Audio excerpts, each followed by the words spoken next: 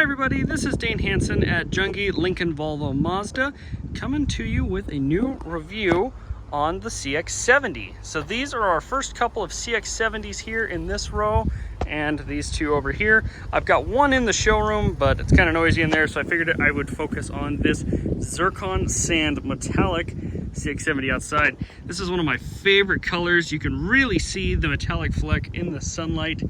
Excellent color. It's got the cool new CX-70 wheels as well.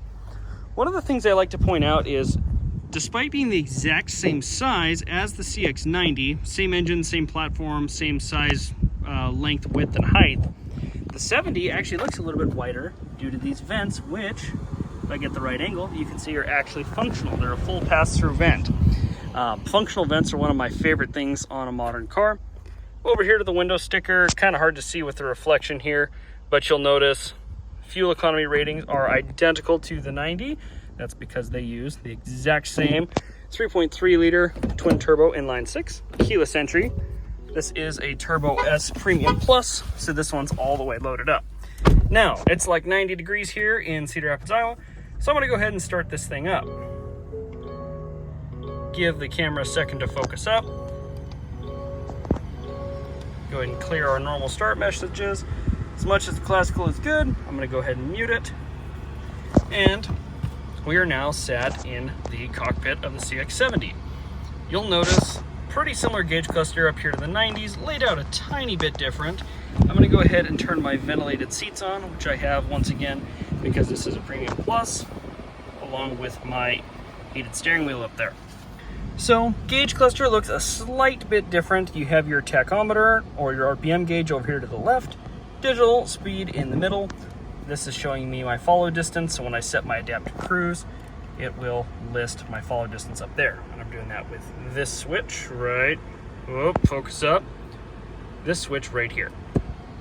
And then over here in this little black space, if I push the info button on the left side of the steering wheel, I can swap through different safety features on and off, navigation, or just kind of a blank screen if I want to not have as much busyness up there on my dash.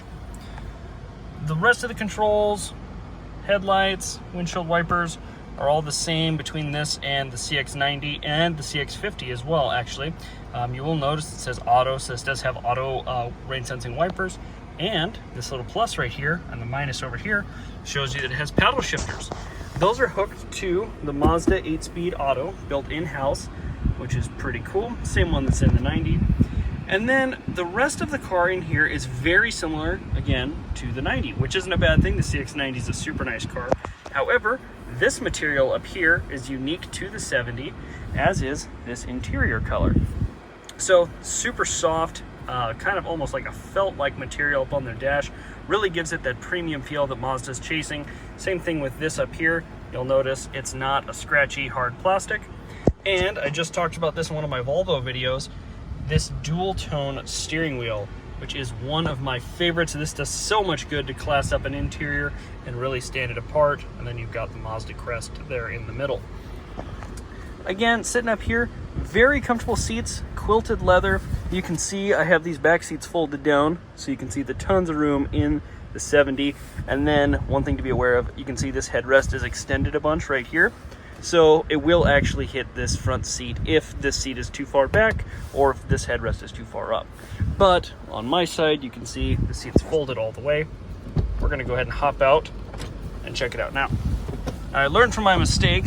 I tried this a little bit earlier and I tried to unlock the car with the vehicle running and it wouldn't let me in the back door.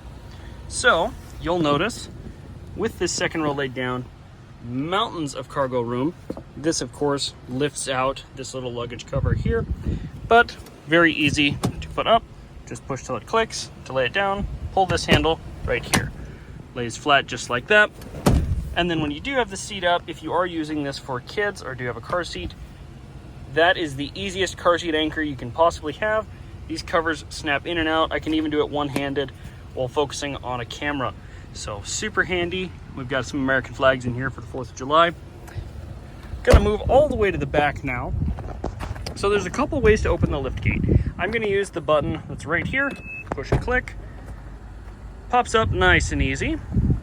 And then you can see Obviously, look through the front of the car, huge cargo room.